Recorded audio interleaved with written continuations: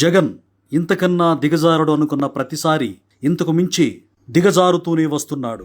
ఇటీవల హైదరాబాద్ నుంచి బెంగళూరు వెళ్తున్న వేమూరు కావేరీ ట్రావెల్స్ బస్సు కర్నూలు దగ్గర రోడ్డుపై పడున్న బైకును ఢీకొట్టి దగ్ధమైన విషయం తెలిసిందే.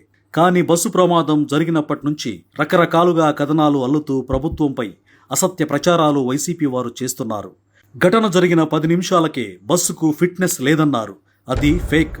ఆ బస్సుకు 2027 వరకు ఫిట్నెస్ ఉంది. సమయానికి అంబులెన్స్ రాలేదన్నారు. అది ఫేక్. ఫోన్ వచ్చిన 10 నిమిషాలకే అంబులెన్స్ అక్కడికి వచ్చింది. ప్రమాదంలో గాయపడిన వారికి ఆసుపత్రిలో చికిత్స అందడం లేదన్నారు. అది కూడా ఫేక్. బాధితులు ఆసుపత్రికి వచ్చిన వెంటనే అత్యవసర చికిత్స అందించారు. సెలవులో ఉన్న వైద్యులను కూడా రప్పించారు. డ్రైవర్ తాగి ఉన్నాడని ప్రచారం చేశారు.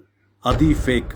తాగింది డ్రైవర్ కాదు, ప్రమాదానికి కారణమైన బైకర్ శివశంకర్ బెల్ట్ షాప్ నుంచి నకిలీ మద్యం కొని తాగాడని ప్రచారం చేస్తున్నారు. అది ఫేక్. లైసెన్స్డ్ వైన్ షాపులో మద్యం కొన్నట్లు సీసీ కెమెరాల ఫుటేజ్లో స్పష్టంగా ఉంది.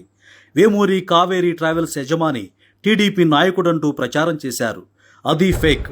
అతనికి టీడీపీకి సంబంధం లేదు. చివరకు ఆసుపత్రిలో చికిత్స పొందుతున్న బాధితుల దగ్గరకు సాక్షి ఛానల్ వెళ్లి ప్రభుత్వం తప్పు వల్లే ప్రమాదం జరిగిందని చెప్పాలంటూ వారిపై ఒత్తిడి తెచ్చారు.